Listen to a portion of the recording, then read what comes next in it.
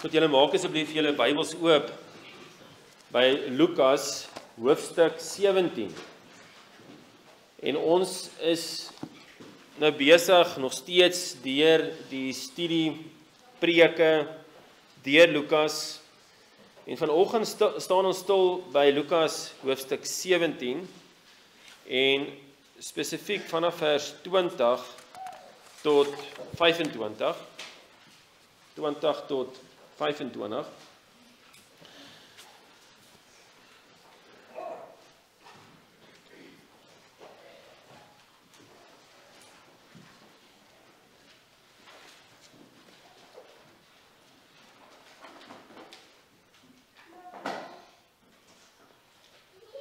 En ek lees vir ons dan vanaf vers 20 Lukas 17.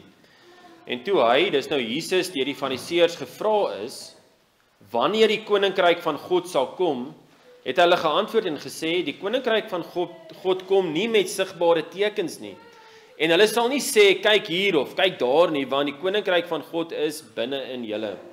En hy sê vir sy disippels, daar sal dae kom wanneer julle sal begeer om een van die dae van die seun van die mens te sien, en julle sal dit nie sien nie.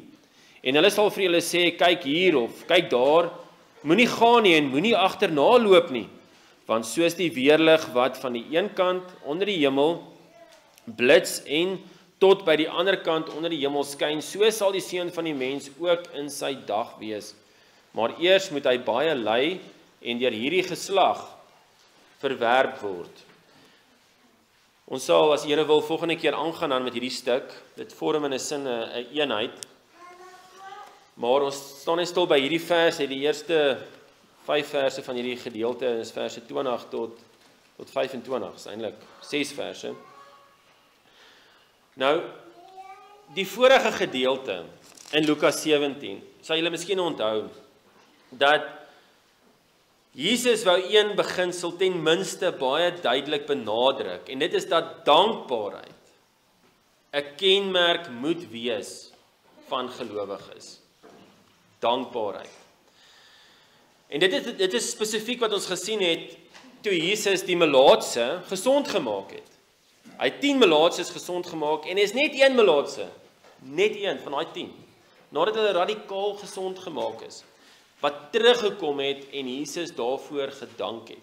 En wat Jesus daardeur wou wys is dat ware geloof kom uit in dankbaarheid. En mens kan dit toepas in soveel areas. Hoe is ons gesindheid as ons die dag wakker word, of as ons seëninge uit die Here se hand ontvang. En ons praat nie net hierso van om gered te word, kragdadig deur Jesus, deur die wedergeboorte, deur die verkondiging van die evangelie, wat mense radikaal tot bekering bring nie.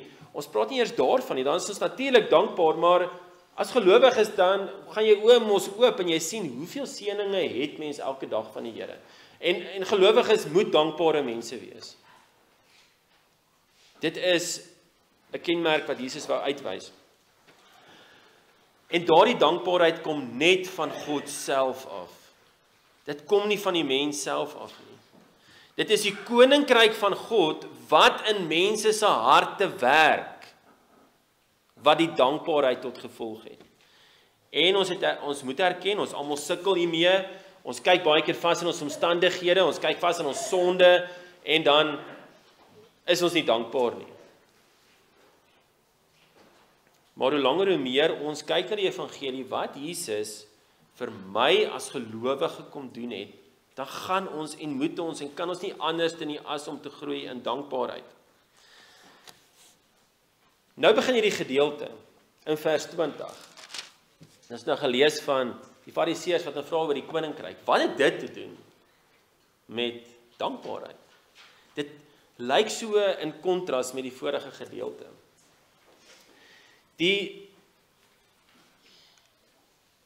Wat Jesus hier doen, is nie losstaande van wat in die vorige gedeelte gebeur het nie. Die Fariseërs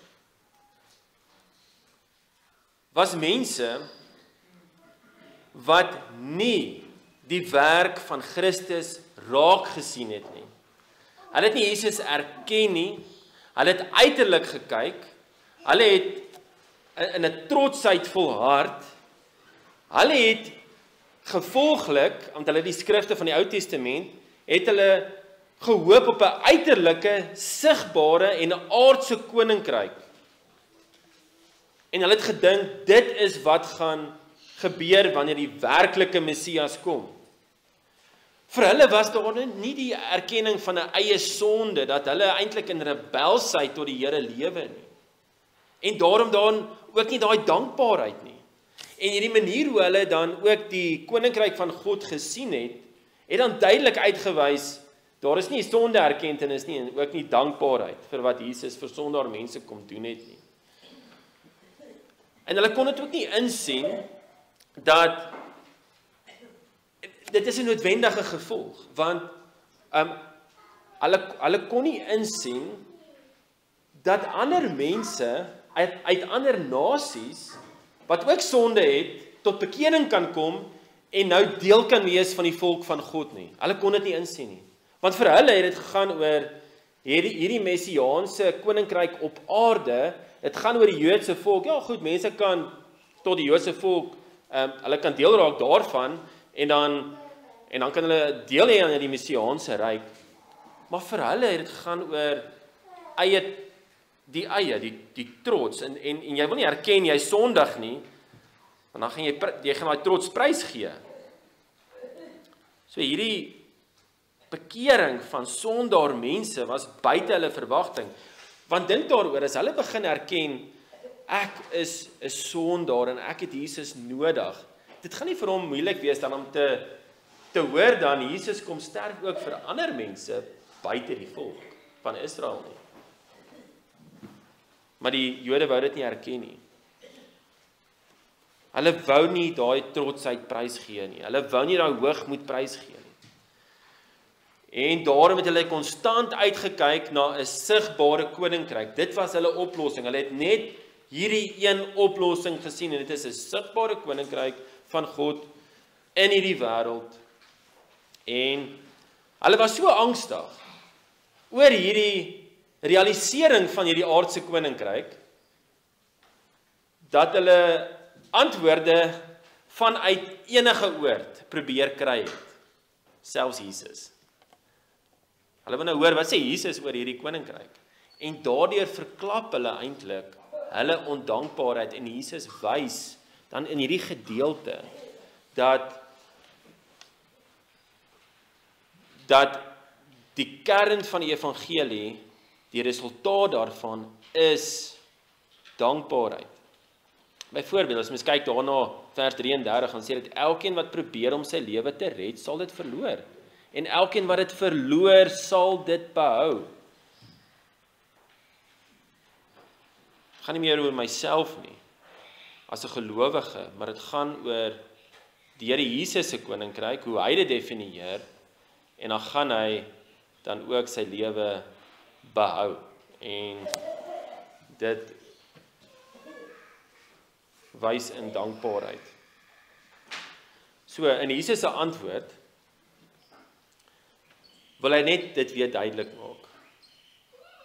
Dat die grootste probleem, waarmee hierdie fariseërs sit, waarmee mense sit, is nie om na 'n uiterlike aardse koninkryk te streef nie, maar om met die lewende God versoen te word en deel te word van sy koninkryk.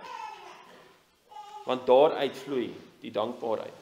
Vers 20 sê, en toe hy die fariseërs toe hy deur die fariseërs gevra is, wanneer die koninkryk van God sal kom, het hy geantwoord, die koninkryk van God kom nie met sigbare tekens nie.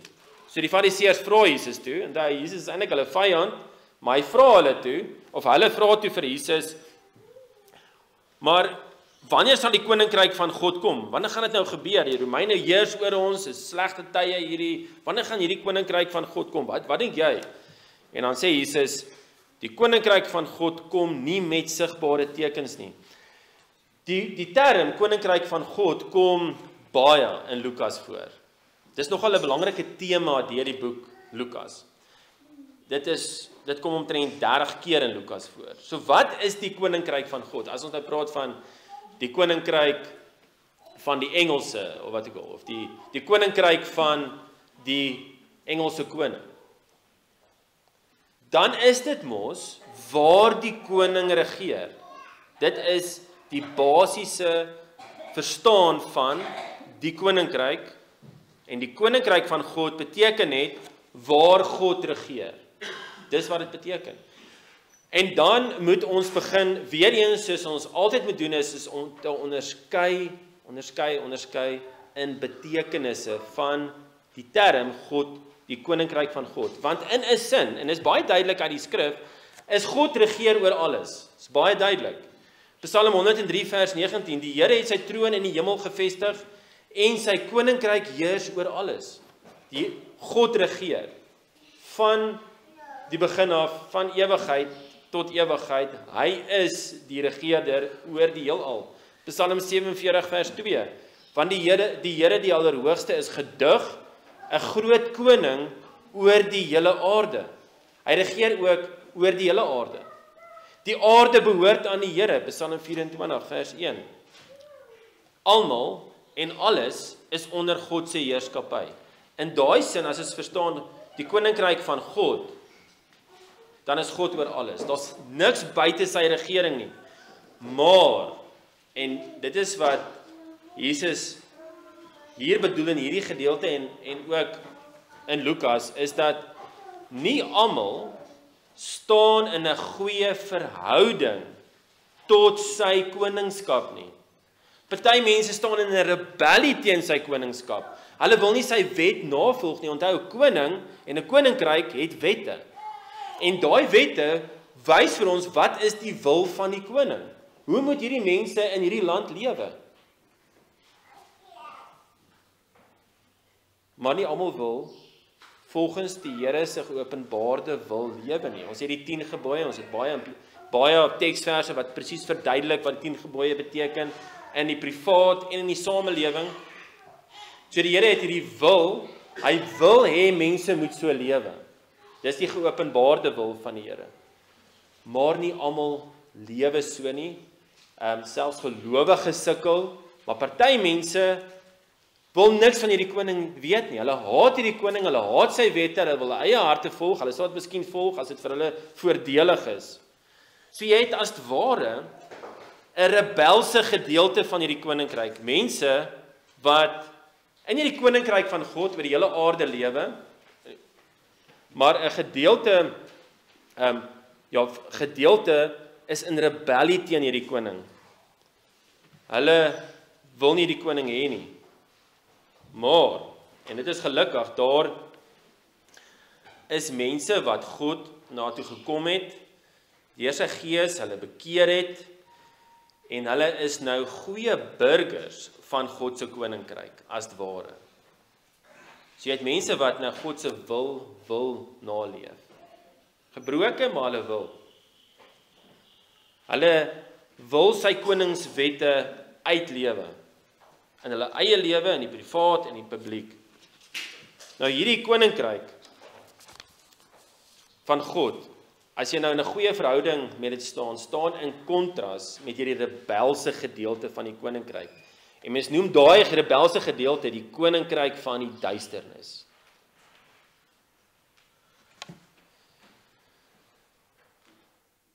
Mense in die koninkryk van God, wat in 'n goeie verhouding tot hierdie koning staan, sê, ek behoort nie meer aan myself nie, maar aan my verlosser. Ek wil nie meer my eie hart navolg nie, maar ek wil die koning se wette navolg. En dit is tog so. Jy kan nie 'n koninkryk geniet. Jy kan nie 'n vreugde vind in hierdie koninkryk as jy nie aan die koning van die koninkryk onderdanig wil wees nie. Die twee gaan saam. En mense wat in ongeloof lewe, wat nie hierdie koning erken nie, ook nie as hulle verlosser nie, sal nie God se koninkryk geniet nie en uiteindelik sal hulle in elk geval nie die koninkryk van die hemele geniet nie.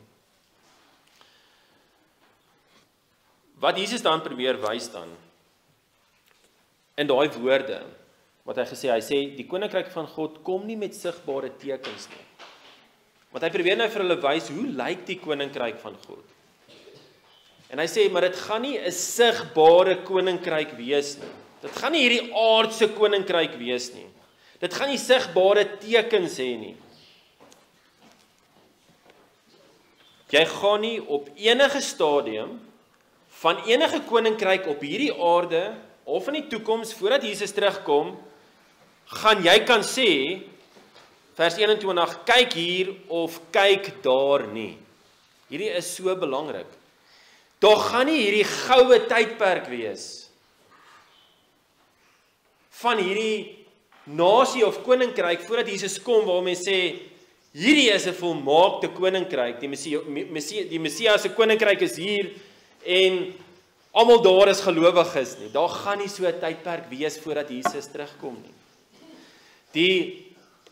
Een van ons, nie eintlik ons belydenisskrifte nie, maar uit ons, kom ons sê maar herkoms, is die tweede Helvetiese konfessie. Nou, die tweede Helvetiese konfessie is opgestel basies in dieselfde tyd as die Heidelbergse Katekismes. En daar is baie gereformeerde kerke in Europa wat histories hierdie bely het. Bullinger byvoorbeeld het gehelp om dit op te stel, en Bullinger en Calvin byvoorbeeld was tydgenote en hulle het mekaar goed geken, mekaar hoog geag. En in hoofstuk 11 van die tweede Helvetiese konfessie dan sê dit, ons glo en leer dat dieselfde Here Jesus Christus in daardie ware vlees waarin hy gekruisig en gesterf het, uit die dode opgestaan het, en dat hy na die hemel opgevaar het en aan die regterhand van God die Vader sit, en van daar sal hy weer kom om die lewendes en die dooies te oordeel. Ons glo en leer verder dat dieselfde Jesus Christus, ons Here, in sy ware vlees waarin hy nou is, Jesus is met sy ware vlees aan die regterhand van die Vader, hy is daar by die Vader, hy's nie met sy vlees hier nie, hy's deur sy gees hierso, nee, en hy werk in gelowiges deur sy gees. Dan sê dit daar, ons glo die ware vlees waarin hy nou is, met heerlikheid sal terugkom om die lewendes en die dooies te oordeel, maar nie om in hierdie wêreld te regeer of sy vyande met geweld te onderwerp nie. Soos die Jode volgens hulle ydelle verbeelding gedroom het. En mens kan seker sê nog steeds droom. Want ons erken nie so 'n koninkryk van Christus soos die Jode verwag nie. En ons hoop ook nie op so iets nie, want die skrif leer ons anders, naamlik dat in die laaste daar gevaarlike tye sal kom en dat goddeloosheid sal toeneem, Matteus 24 vers 12, en dat die mens van sonde geopenbaar sal word, en dat die einde nie sal kom voordat hierdie dinge vervul is nie. Daarom, en hierdie is nogal treffend, daarom veroordeel ons die Joodse drome, dat daar voor die dag van oordeel 'n goue era op aarde sal wees, en dat die godvrugtiges die koninkryke van die wêreld sal besit, met hulle vyande sal onderwerp, want die evangelie waarheid in Matteus hoofstukke 24 en 25 en Lukas hoofstuk 18 en die apostoliese lering en 2 Tessalonisense hoofstuk 2 en 2 Timoteus hoofstuk 3 en 4 leer heeltemal anders. Hoofstuk 11 van die Helvetiese konfessie. En dit is in die lig van wat Jesus hier leer. Want hy sê, ons gaan nooit sê in hierdie tydperk, totdat Jesus weer kom, kyk hier of kyk daar, dis die koninkryk van God nie. Jy gaan nie hierdie aardse koninkryk hê wat sê, dit is hierdie goue koninkryk en volmaakte koninkryk nie. Moenie eers daarvoor soek nie, in die sin van, moenie eers hoop dit sal die uiteinde wees nie. Onthou, gelowiges se versoeking kan ook maklik wees dat ons dink dat hierdie uiterlike politiese bestel of 'n koninkryk die oplossing gaan wees vir al ons probleme. Maar dit kan nie en dit gaan nie. Want dan is ons besig om ons hoop en ons vreugde in 'n politiese oplossing te soek. Dan sit ons hoop op 'n menslike en aardse leier. Dink dit aan 'n ironie, as iemand 'n vleeslike leier soek op aarde, dan is dit ironies in die sin dat ons het alreeds 'n vleeslike menslike koning. Onthou Jesus, na sy vlees en sy godheid, is aan die regterhand van die Vader. Dink daaraan. Ons het 'n menslike koning en hy regeer alreeds oor al die koninkryke. Dit is 'n baie belangrike punt om te onthou. Jesus is mens. Ook God, maar hy is mens. En hy regeer. So ja, dit was reg en dit is reg, dit was reg vir die gelowiges in die Ou Testament om die menslike Messias te verwag. Dit was reg vir die Fariseërs om 'n menslike Messias te verwag, maar hulle het heeltemal gemis van wat dit beteken, hierdie fisiese, vleeslike Messias wat moes kom. Want hulle het gedink, dit gaan werklik wees om hierdie aardse koninkryk in te lei.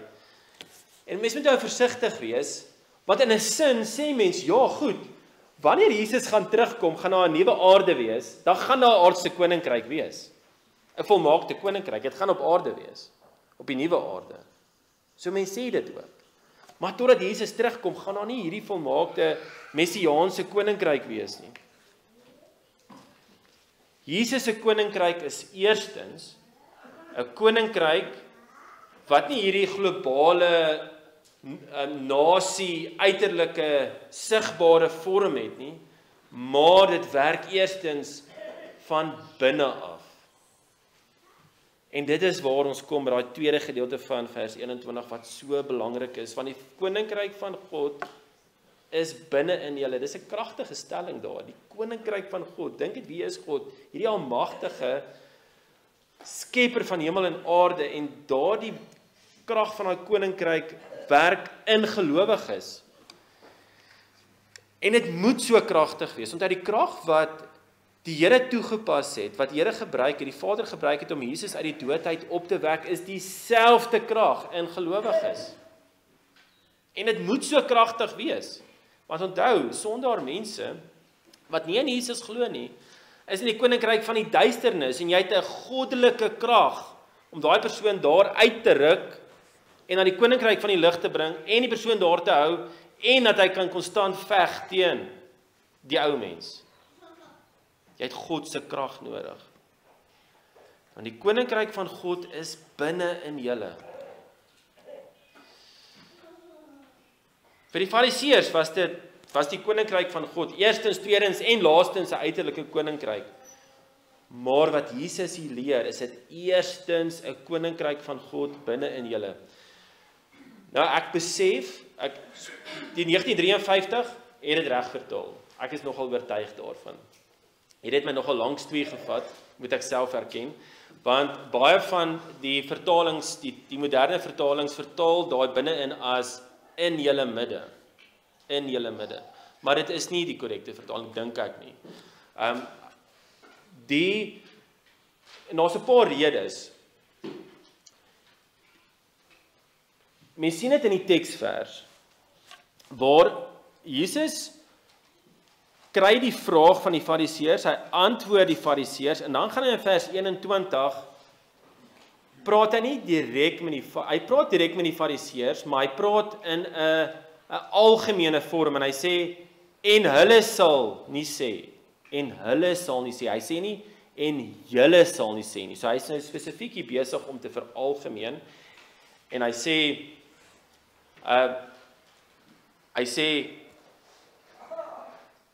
in ander woorde, persone of mense,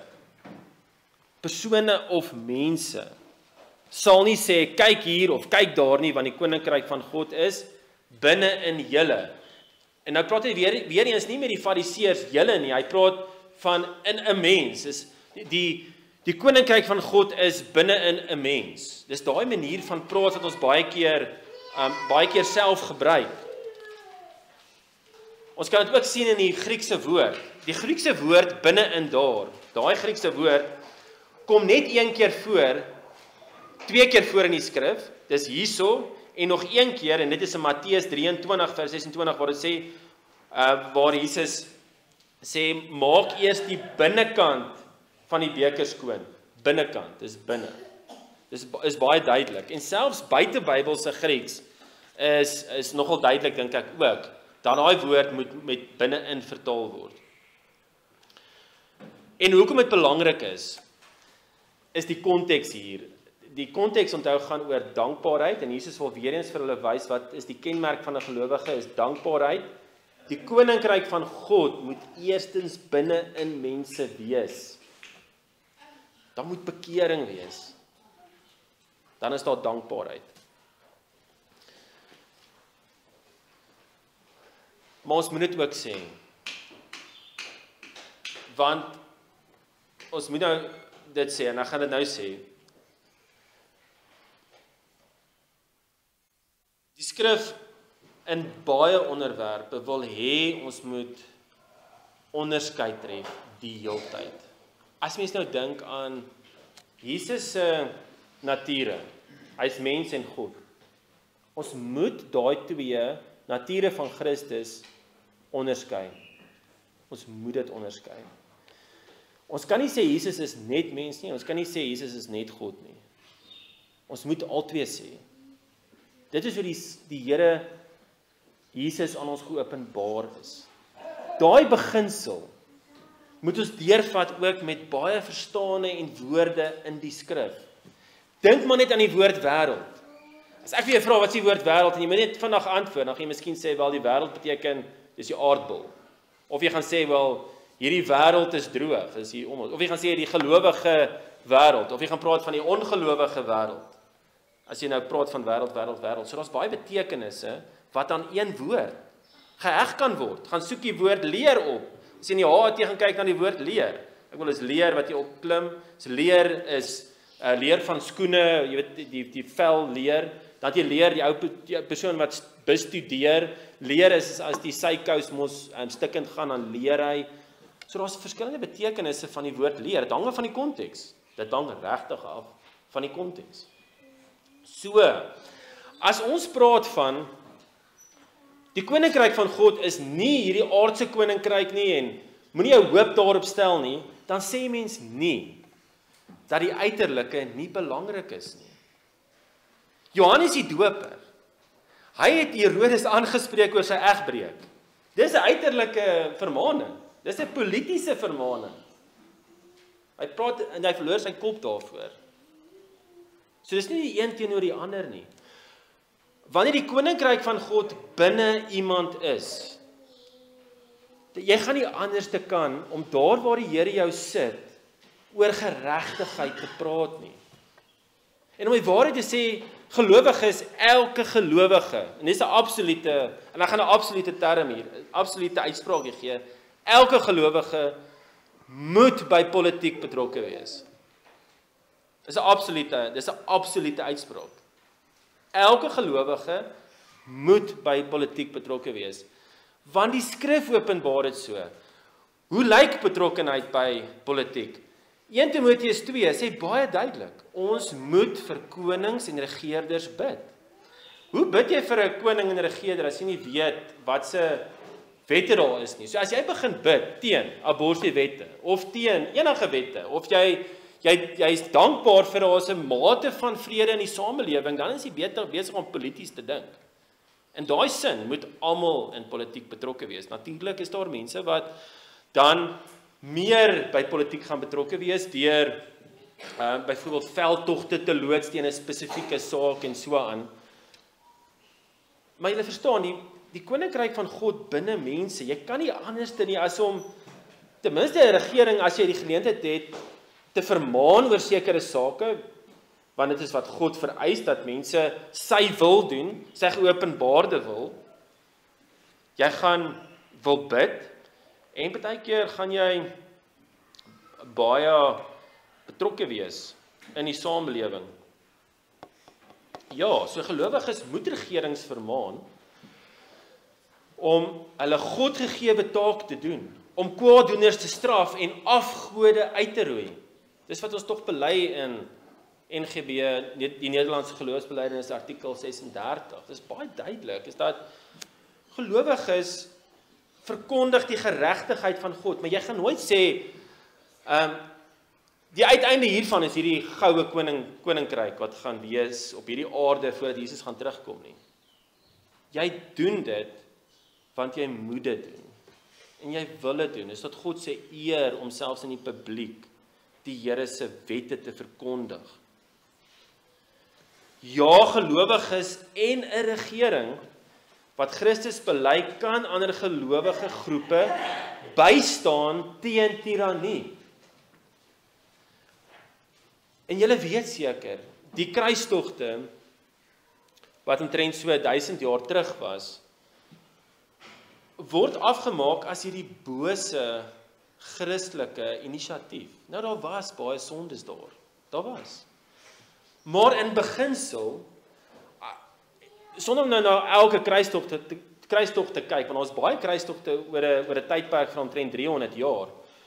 Maar as jy na baie van daai kruistogte gekyk het, was die beweegrede dat dit is 'n Christelike nasies of mense, groepe, dit is 'n nasie soos regspraak om kwaaddoeners te straf, wat dan ander gelowige groepe gaan uithelp, wat onder die tirannie van die moslems moes lewe. In beginsel is dit nie verkeerd nie, is heeltemal reg. Maar ek, as 'n gelowige, ek kan nie sê, ek het die koninkryk van God binne in my, en nou kan ek gaan wraak neem nie. Dis net die regering wat mag wraak neem. Dit is wat Romeine 13 ons leer. 'n Individu mag nooit wraak neem nie. Maar jy kan kollektief, as 'n groep, kan jy byvoorbeeld, as 'n gelowige groep, selfs as 'n gelowige nasie, 'n Christen nasie, kan jy jouself verdedig. En jy kan selfs aanval, en 'n regering moet kwaaddoeners ook straf, wat in hulle eie gebied is. So die koninkryk van God binne in mense het baie implikasies. Jy erken jou eie sonde, jy weet, jy mag nie wraak neem nie. 'n Goeie voorbeeld. Kom ons sê iemand kom na jou huis toe en hy maak iemand van jou dood. In jou huis. En hy toe gevlug en die persoon is dood. Vang hulle die ou. Of voor hulle hom gevang het, sien jy die persoon, daar stap, dit is die moordenaar van jou kind gewees. Dis die moordenaar van jou kind gewees. Dan sê die skrif, Romeine 12 daar aan die einde, jy mag nie wraak neem nie. Jy kan nie gaan en daai persoon gaan doodmaak. Jy mag dit nie doen nie. Jy mag dit nie doen nie. Die taak om daai wraak te neem behoort aan die regering. So wat moet gebeur is, miskien in daai proses vang hulle die persoon, en daai persoon is in die reg, in die hof, en hy word skuldig bevind, en hopelik kry hy die doodstraf, want dit is wat die regering moet doen. Kom ons sê, daai persoon, daai gelowige, kom ons sê, hy is nog 'n ongelowige, toe het hy hierdie moord gepleeg, hy is gevang, in die tronk, hoor hy die evangelie, hy kom tot bekering. En is hierdie nuwe gelowige, wat hierdie ander gelowiges se seun doodgemaak het. Hierdie pa wat sy seun verloor het, sê vir die persoon, ek vergewe jou, dat jy my seun doodgemaak het, en dit is nou nadat daai persoon in die tronk gesê, vergewe my, ek het jou seun doodgemaak. Dan, en hierdie is baie belangrik, om die take van regering en individu te onderskei, weer eens. Die pa gaan werklik die persoon vergewe. Hy gaan dit nie meer teen hom hou nie. Want hy weet Christus se bloed het hom ook gewas van daai sondes. wanneer hy werklik in Christus glo. Hierdie nuwe gelowige in die tronk, wat daai kind doodgemaak het, daai pa se seun doodgemaak het, hierdie ou in daai tronk gaan sê, ek wil die doodstraf kry. Verstaan julle wat hier gebeur? Die gelowige wat weet wat is die taak van die regering, Romeine 13, hy gaan sê, nee, ek gaan stry dat ek die doodstraf kry, want dit is die regte ding. Dit is wat moet gebeur. En hy gaan die regering selfs vermaan om hom die doodstraf te gee. Want dit is wat die Here wil hê van die regering. Maar daai pa se gelowige, hy gaan weet as 'n gelowige, hy kan nie gaan wraak neem nie. Natuurlik gaan daai versoeking kom. Daai versoeking het nie teen by hom opgekom. Maar ons stry daarteen. Dis die implikasies van die koninkryk van God binne in mense. Dit deursuur die hele samelewing en soos ons God se geregtigheid in ons lewe en in die samelewing verkondig, eer ons die Here. Die koninkryk van God. Dit is wat dit beteken in mense. En hy sê vir sy disippels, daar sal kom, vers 22, wanneer julle sal begeer om een van die dae van die seun van die mens te sien. Daar is 'n moeilike sin om te verstaan. Jesus sê vir sy disippels, daar sal kom. En hy kommunikeer die versoekinge wat gaan kom. Daar gaan kom, wanneer julle sal begeer om een, en daar is amper beter om dit te verstaan as die eerste. Julle sal begeer om die eerste van die dae van die seun van die mens te sien. Julle sal begeer om wanneer die ryk van die Messias op aarde gaan aanbreek, wanneer Jesus gaan terugkom om te oordeel, julle gaan begeer om die eerste van daardie, begin van daardie dae te sien. En julle sal dit nie sien nie. Sê Jesus verder in 22. Nou, weer eens, daar's verskillende maniere om begeer te verstaan. Daar is natuurlik, aan die einde van Openbaring, wanneer ons sê, Here Jesus, kom gou, ons wil hê Jesus moet kom. En dis 'n regte begeerte, want ons weet, dan gaan alle ongeregtigheid gestraf word, en die ware Messias ryk gaan ingelei word op die nuwe aarde. Wonderlik om dit te begeer. Maar die verkeerde begering is wanneer iemand begeer en sê, daar moet nou hierdie Messiaanse ryk kom en dit gaan net goed gaan en goed is. Dit is nie die regte begeer nie. Dit is wat Jesus dan ook hier sê. So wanneer iemand dan kom,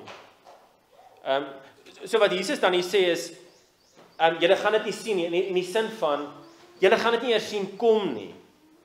Julle gaan nie weet wanneer dit kom nie. Doen net nou wat geopenbaar is in die woord. Jou taakbeskrywing as individu om goeie werke te doen, as werkgewer om goeie werke te doen, as werknemer om goeie werke te doen, as regering om goeie werke te doen, as man en vrou om goeie werke te doen, as kinders om goeie werke te doen. Daai taakbeskrywing is in die skrif. Doen dit. Wanneer iemand sê, soos nou onlangs gebeur het, met daardie Dani de Tooi, dat die Here Jesus gaan nou kom. Jesus sê, julle gaan dit nie sien nie. Jesus se koninkryk kom, dis al wat jy hoef te weet. Watter dag dit gaan wees, julle gaan nie, as iemand sê, dis daai dag, dan kan jy amper seker wees, dit gaan nie daai dag wees nie. Julle gaan dit nie sien, kom nie. Soos 'n dief in die nag. Daardie tipe van uitsprake is 'n klug, dis 'n misleiding, dis teen die skrif. Die Heilige Gees is duidelik daar in vers 22, julle sal dit nie sien nie. En hulle sal vir julle sê, kyk hier of kyk daar. Sien, jy kan nie eens daarna toe kyk na daai datum nie, daar is nie, ons gaan dit nie weet nie. Moenie gaan nie en moenie agterna loop nie. So daardie uitsprake is 'n valse profesie. En die probleem is met daai tipe uitsprake is dat dit laat die mense anders te optree as wat die skrif sê. In hierdie sin. Jesus sê, ons gaan nie die dag weet nie. Nou sê iemand, nee, ons weet die dag, en dit is nou volgende Woensdag of wat ook al. Jou manier van optrede verander, as jy dit glo. Mense het al hulle huise verkoop. Hulle is so opgewonde oor hierdie dag. En die Here in sy woord sê hy sê vir ons hoe ons moet dink, hoe ons moet optree. Hierdie tipe van profesie, as jy dit glo, begin jy anders te optree. En dis afgoderry. Dis die probleem.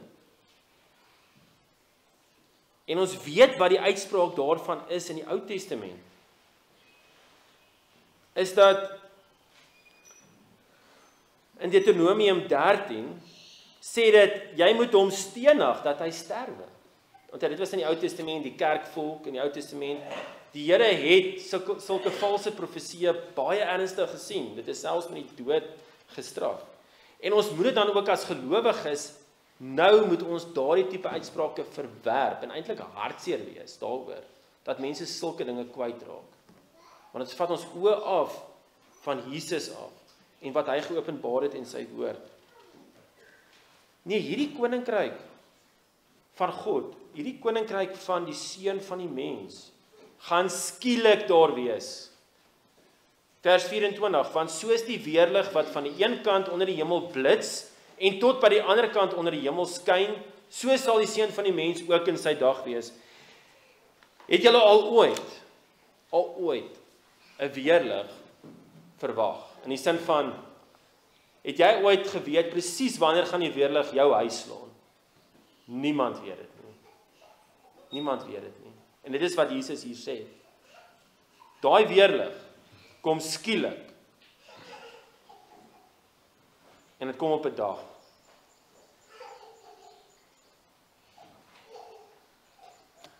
So die vermaning is liewers, bekeer nou na Jesus toe en glo dat Jesus vir jou sondes kom sterf het.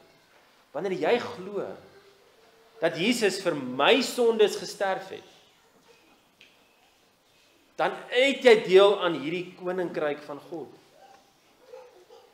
En is daardie oproep wat wil hê, wat die Here Jesus wil hê met ons nou verkondig en wat mense nou moet besef. Maar wat moet gebeur voordat Jesus terugkom?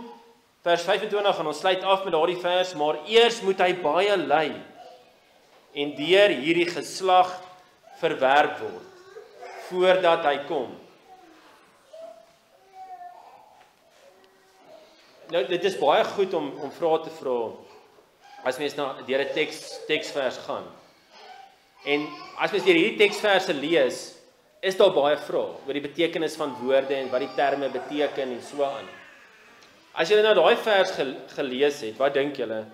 Sê Jesus wanneer hy terugkom? Hy sê, maar eers moet hy baie ly en deur hierdie geslag verwerp word. Die disippels is dood. Die apostels is dood in daai tydperk van Jesus wat hom gesien het en wat saam met hom gegaan het, maar Jesus het nie teruggekom nie.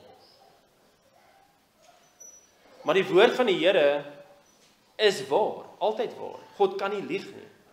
Hy is waarheid self. So wat beteken hierdie? Eers moet hy baie ly. Goed, ons kan dit verstaan. Jesus in sy aardse bediening moes deur die fariseërs en sy eie mense verag geword het. Hy is deur die Romeinse owerheid veroordeel, al is hy as onskuldig verklaar. Sy eie mense het hom verlaat, selfs daar aan die kruis, hulle het skaam vir hom gekry. Toe gaan hy dood, hy het daai straf van sondaar mense se sondes op hom gedra. Sy mense se sondes het hy op hom gedra, en hy het daai straf gedra tot in die dood. Hy's opgewek, maar in 'n sin ly Jesus nog. Want sy mense is mos sy liggaam waarvan hy die hoof is. En as die kerk seer kry, kry hy seer. En as die kerk wat nog steeds ly, Johannes 15 vers 19 sê, as julle van die wêreld was, sou die wêreld se eiendom lief hê, maar omdat julle nie van die wêreld is nie, maar ek julle uit die wêreld uitverkies het, daarom haat die wêreld julle. En daar is die realiteit totdat Jesus terugkom. So Jesus in daai sin ly ook. So Jesus moet ly totdat hy terugkom om te oordeel. Okay, so daai is die eerste gedeelte van die vers. Tweede gedeelte sê en deur hierdie geslag verwerp word. So daai geslag, die Fariseërs het hom verwerp, maar daar's baie van ook uit daai geslag wat hom nie verwerp het nie. Byvoorbeeld baie van daai Jode wat die apostels was, het hom nie verwerp nie. So wat beteken dan hierdie? Hierdie lyk my is die beste verklaring. Hierdie geslag beteken dis die Jode wat hom verwerp. Dis die Joodse nasie wat hom verwerp. En hulle moet hom eers verwerp. En dan gaan hy terugkom. So hulle hou hom aan verwerp. En dan gaan hy terugkom. So hoe lank hierdie lyding van Jesus gaan voortduur, ons weet nie. Ons weet net die getal van die uitverkorenes moet vol word. En hulle moet tot bekering kom. Ons weet nie wanneer Jesus gaan terugkom nie. Wat ons weet is, dis nou die tyd van bekering, dis nou die tyd van God se welbehae. Dis nou die tyd om jou eie sonde raak te sien en te bely, Jesus is die verlosser en te sê, ek glo dat Jesus vir my sondes gesterf het. Nou is die dankbaarheid vir wat Jesus kom doen het.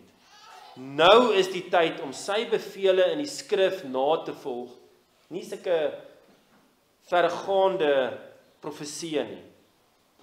En wanneer ons aan hierdie skrif Openbaring vashou, dan is dit genoeg. En dan is dit die dankbaarheid vir wat die Here vir ons kom doen het en wat hy kom openbaar het wat uit ons uit moet gaan. Want ons kan nie anders doen nie. Kom ons bid.